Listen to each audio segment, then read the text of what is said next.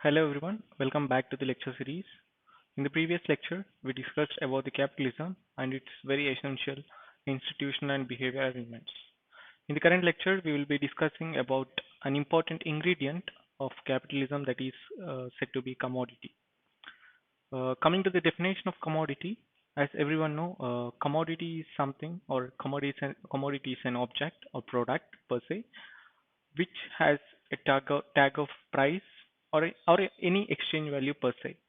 So commodities is an object which which is possessing a tag of price or any exchange value. So in the capitalist world, so commodity is believed to have or possess uh, supernatural powers. So it fits exactly into the concept of fetishism. In the concept of fetishism, uh, the idea is that any object created by the human is said to be having a supernatural power. So, the idea of fetishism is that any object created by the humans is said to be having a supernatural power.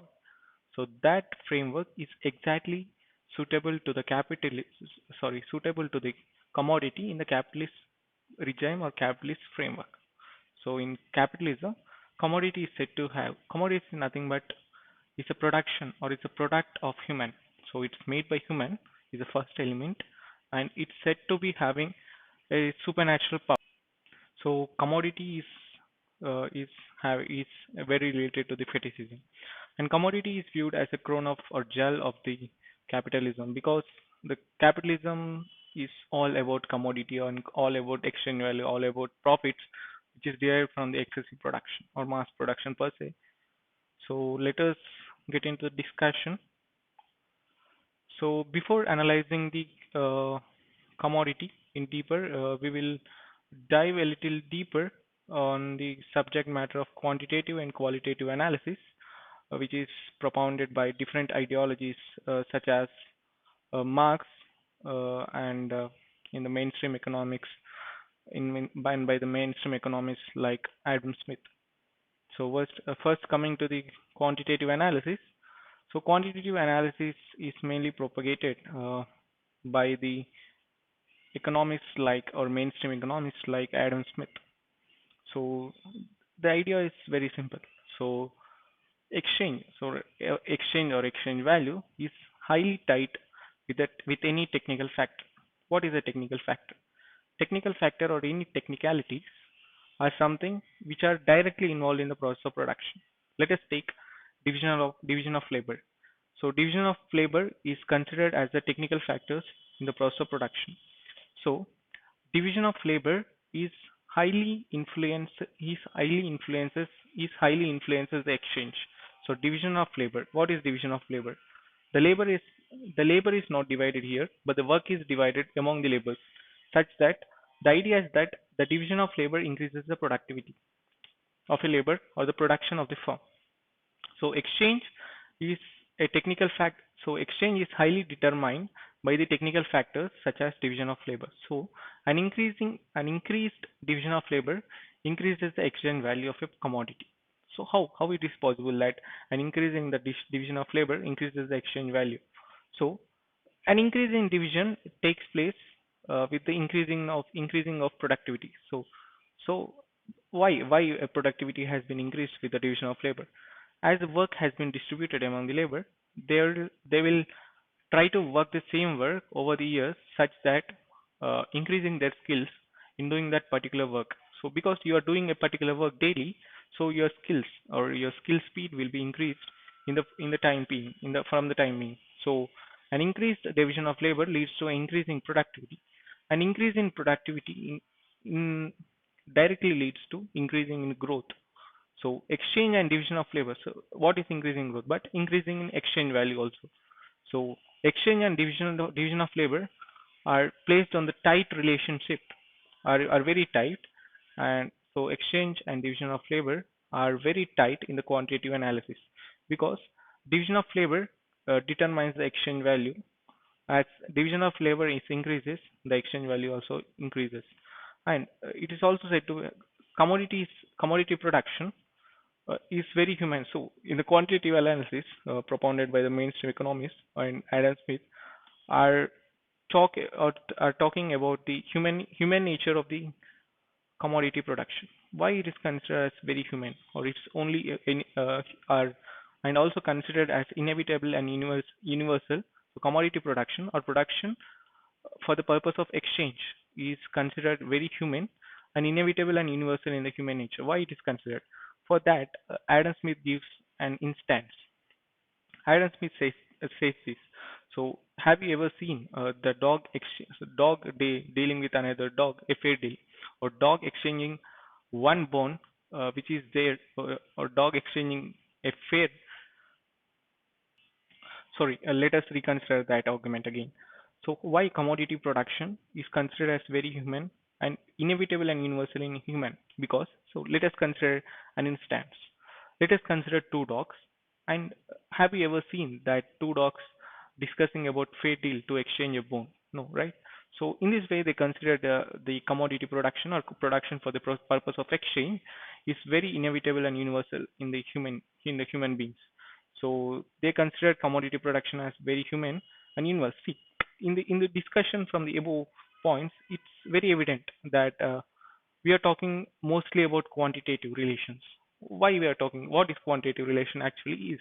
So we are just talking about exchange. Exchange means a quantitative means see what's mean by exchange? Exchange means exchange of goods.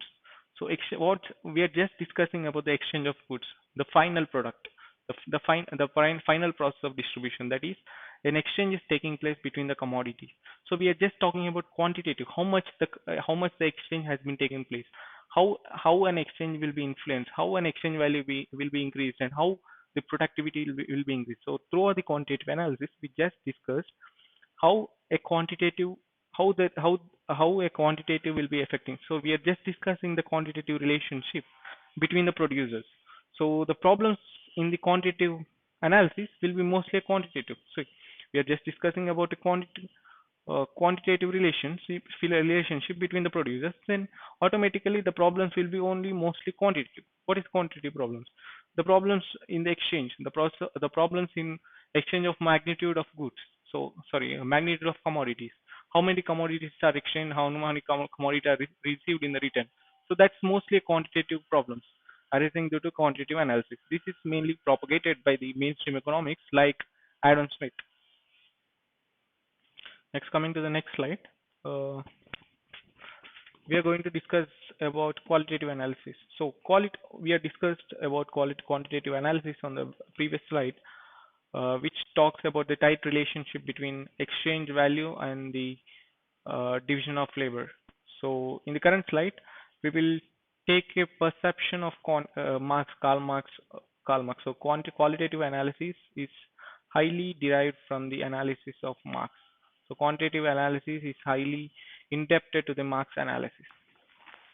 As discussed in the last slide in the quantitative analysis, Marx also agrees a little bit to that analysis. That by saying that there exists a relationship between the division of labor and exchange. So he agrees that there is a relation. So he will not straight away strike out the argument that there exists a tight relationship between the exchange and division of labor. But he agrees to some extent the division of labor and exchange do have a relationship, and he goes on saying that for an exchange we require division of labor. So to take an exchange or to to process the exchange of a commodities, we require division of labor, but not in reverse. So what's that mean by an argument like that? But not in reverse. So before getting into that argument, let us consider the statement again. For an exchange, we require division of labor, but not in reverse. Let us segment that argument in the two arguments. So consider the first part. For exchange, we require division of labor. So for taking place of exchange, for an exchange to take place, we require division of labor. Why?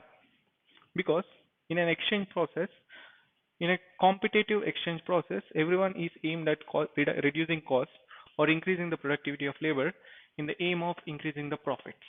So, the division of labor uh, increases the profit by reducing the labor cost, or by increasing the labor productivity, thereby increasing the profits. So for exchange, we require division of labor. This is clear. Consider the next part, but not in reverse. That is, the division of labor is not required for exchange. Okay, the division of labor is not only required for exchange. So that's the correct argument. So the division of labor is not only a facet of exchange. So division of labor will exist without exchange too. So for that, Marx give an example of primitive Indian community of social division. So before the exchange came in the process, or before exchange came in the social or economic arena, there exists the social division in the primitive Indian community. So what is this social division? Social division is nothing but a division in the name of caste, community, or creed.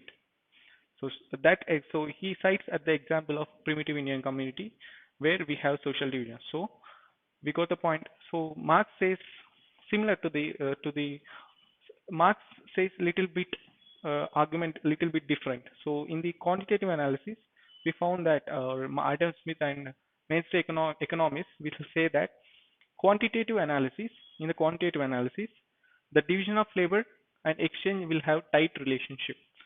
Division of labor is existed because of existence of exchange, and exchange is existed because existence of labor, division of labor. So let me repeat again. So the division of labor is existed because there is an existence of exchange, and the exchange is existed because there is existence of division of labor. But in the qualitative analysis, Marx views a little bit differently. He says that in the exchange requires division of labor. Exchange is there because division of labor is there, but the reverse of that process is not correct. For that, he gives an example of primitive Indian community social division. So that's clear. So in the quantitative analysis, we also observe one point that it is very human. So exchange and division of labor or commodity production is very human. And he gives the example of two dogs. But in the qualitative analysis of Marx, he says it's not inevitable. Why it's not inevitable?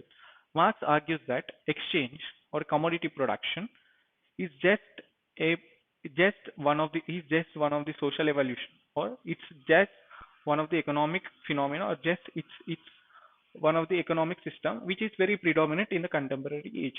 But it's not only the economic system, or it is not only the economic system, or it's not only the socio-economic system existed in the world, or in the current, or in the globe per se. So it's not inevitable, but rather a predominant economic system. So see, quantitative analysis, in the quantitative analysis, we are just considering the naturalistic investigation or naturalistic perception. But in the quantitative analysis, we require the subject, so we are introducing the subject of socio historical investigation. So how it is possible? So how Marx introduced this in this topic into the qualitative analysis? So in the quantitative analysis, we'll just look at the quantitative problems, because we are just talking about the quantitative theory, or we are just talking about the quantitativeness of the commodity production. But Marx goes beyond that. Marx says that economist or any person per se should look beyond the quantitative problems. How can we look beyond the quantitative problems? Because exchange is a process of exchange of the goods. So there is no involvement of social relations in the exchange of goods.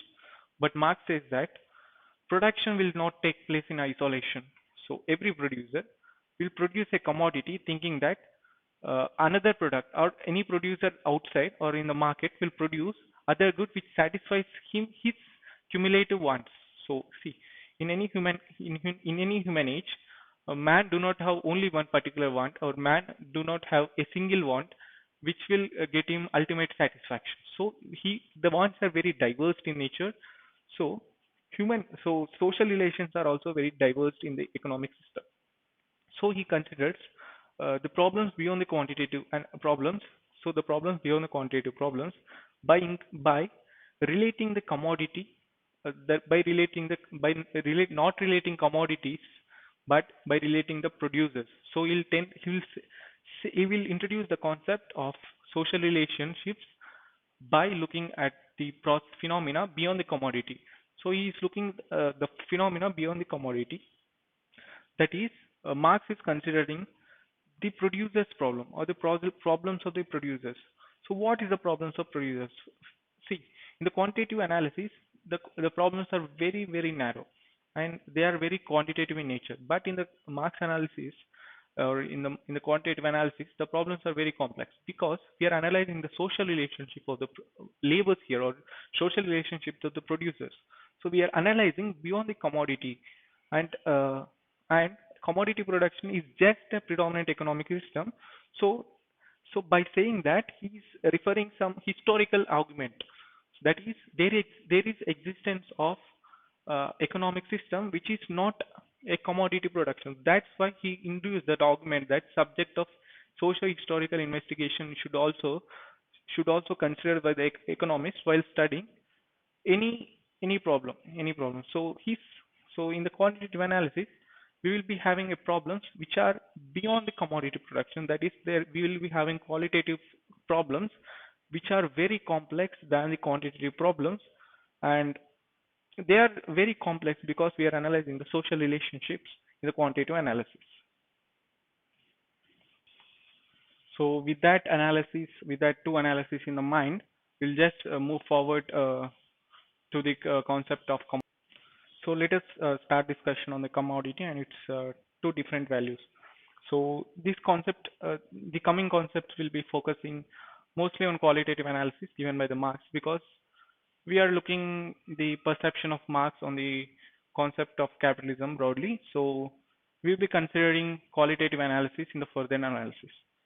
So coming to the Marx view on commodity, he divides the values of commodity in the two broad categories, that is use value and exchange value.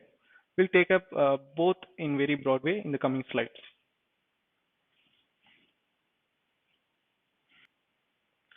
Use value is considered as an every age phenomena because it's predominantly present in every age or in every social evolution according to the Marx. So what's use value according to the Marx? Use value is nothing but a relationship between the human and object. It's basically, see, what's mean by use value? If you are consuming a good and if you are getting some use or if you are getting some utilities derived out of consuming that commodity, it's use value.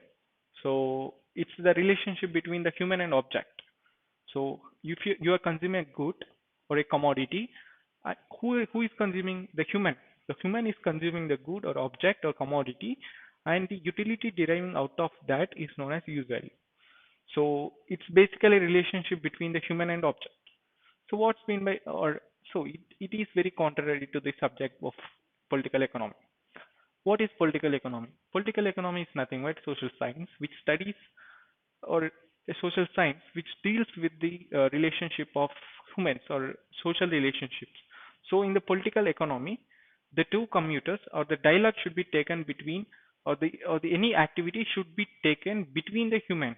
So there should be no intervention of the objects in between. But in the relationship of humans and objects, we are just having a relationship between the human and object. So there is no other human to take up a social relationship between that relationship. So the use value is basically is out of the scope of political economy because there is no involvement of social relationship in the use value. So Marx denies opinion on use value because it's out of political economy scope, and and Marxist basically doesn't believe that use value has no existence value in the society, but rather use value is considered as one of the important element in the society, and but we can't inquire in the domain of political economy. If we are not considering the use value in the political economy, that doesn't mean use value has no value in the society, but rather we are not considering use value in the political economy, or we are not considering use value in the current discussion because it's out of the scope of political economy because there is no involvement of social relationship.